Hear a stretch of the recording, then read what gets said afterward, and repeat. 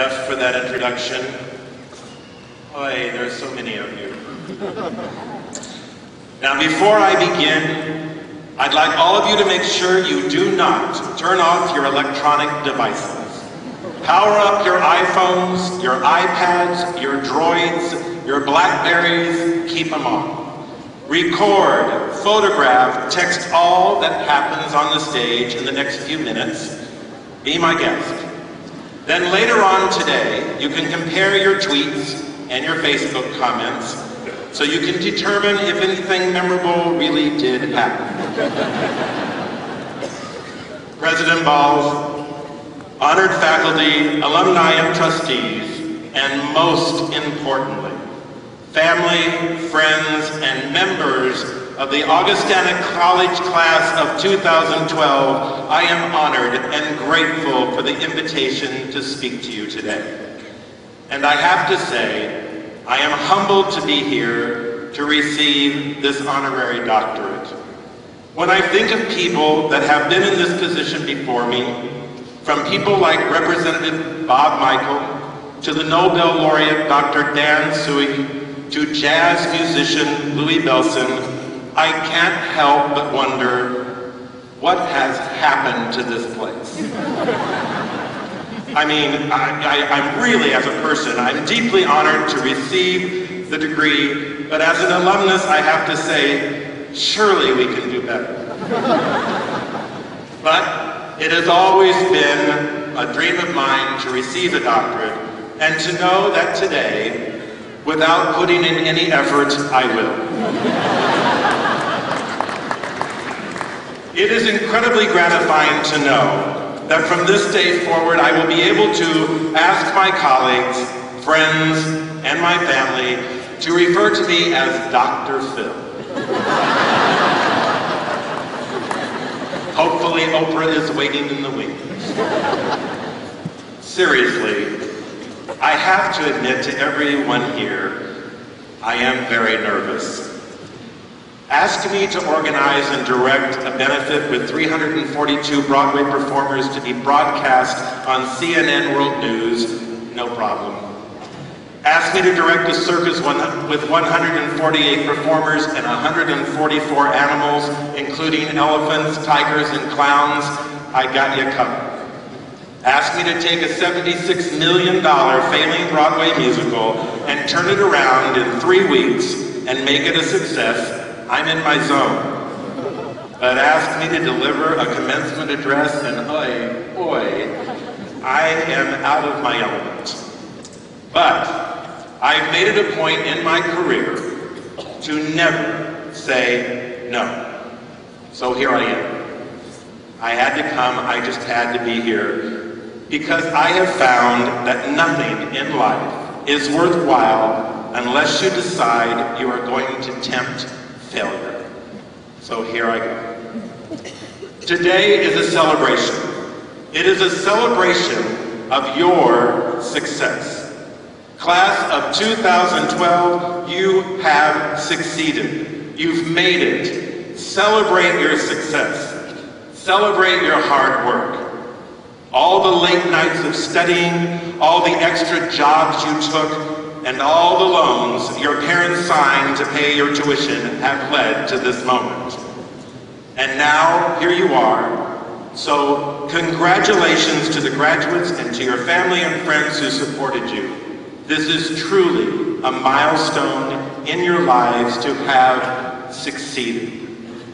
And now, it's time to step into the world and fail. Failure. What a great word. It has been for me one of the most important motivators of my career. It has enabled me, encouraged me, and inspired me to pursue my dreams. And why?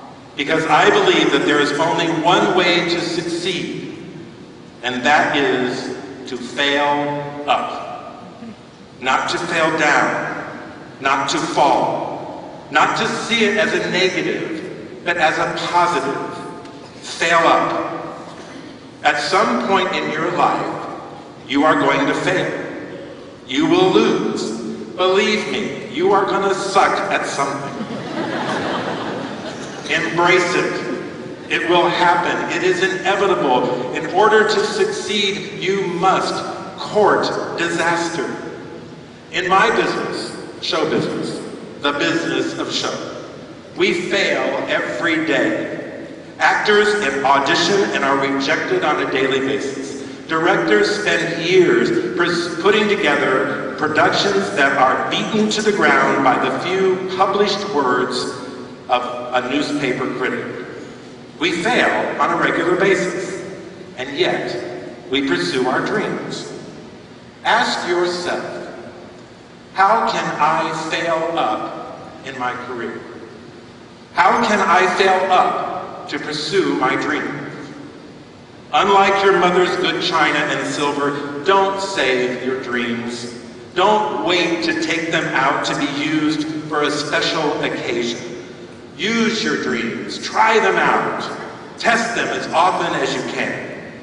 You don't want to end up at the end of your life having saved your dreams for good. Les Brown, a well-known motivational speaker, expresses it best. He eloquently says, imagine you're on your deathbed, and standing around your deathbed are ghosts representing your unfulfilled potential. The ghosts of ideas you never acted on, and the ghosts of talents you didn't use. They're standing around your bed, angry, disappointed, upset. They say, we came to you because you could have brought us to life, but now we have to go to the grave together. I want you to ask yourself every day, or at least once a week, schedule it, make a date with yourself. How many ghosts will be around my bed when my time comes? So how do you pursue your dreams? First of all, you dare to dream. Dare to imagine the impossible and make it possible. My tenure at Ringling Brothers Barnum and Bailey Circus taught me more about dreaming the impossible than taught me more about dreaming than any other directorial job. Circus performers dream the impossible, and they pursue that dream with every ounce of commitment and persistence they can possess. They risk their lives. They walk tightropes 30 feet above an arena floor. They ride motorcycles around steel globes. They enter cages and face Bengal tigers. I did that once. 8 Bengal tigers. It was exhilarating and scary as hell. One performer I know sets himself on fire and then soars 80 feet across an arena as a human comet. In fact, he did it in this arena. Now, there's a dream. And how did he do it? He failed up. Now, I don't advise you rush home and try this. But these are examples of people who dare to imagine the impossible and make it possible. They followed the words of Thomas Edison, who once said, I haven't failed. I've just found 10,000 ways that don't work. Secondly, never allow anyone to tell you you can't. There is no other 4-letter word in the English language that I find more destructive than the word can't. The word can't destroys motivation, destroys creativity, and destroys success. Can't represents someone else's limitation of their imagination. When someone tells you you can't, tell them can't is a definition of your limitation. Don't make it mine. Never let someone's inability to pursue an idea stop you from pursuing yours. Other advice for all of you dreamers of tomorrow. Be open to collaboration. Find a group of people who challenge and inspire you. They will change your life, and you'll feel less alone. Don't be afraid to listen. Be willing to say yes, yes, yes when opportunity strikes. If you make choices, make big choices. Do things that scare the hell out of you.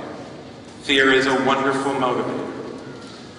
Make sure you play with people who have your back. You can always do it alone, but learn to succeed and fail with other people. Besides, you can blame them when it goes wrong. As you grow older, you will become more fearful and less flexible.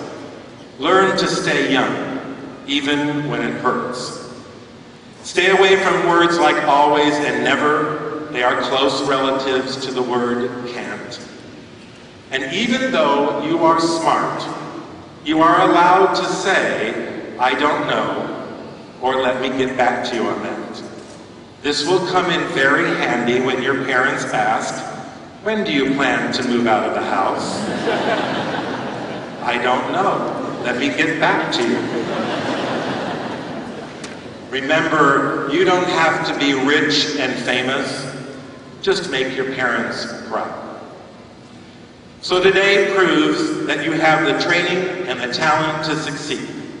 However, if you don't dream, you are missing the rewards of the unknown. If you don't fail, you're not even trying. Take today off, but start tomorrow. Start failing up. Dare to dream and embrace the idea of making the impossible possible. You have the ability and the talent and the imagination to make your dreams of today the realities of your tomorrow. And so, class of 2012, it's time for me to leave. Dr. Phil has spoken. I will end by saying thank you for giving me the opportunity to speak to you today. I have only one wish for each and every one of you. May you have a life filled with dreams beyond your imagination. The road of risk may not be easy, but it will never be dull. Enjoy life's roller coaster. I guarantee you, it's one hell of a ride. And remember, to get something you never had, you have to do something you've never done. Thank you and God bless.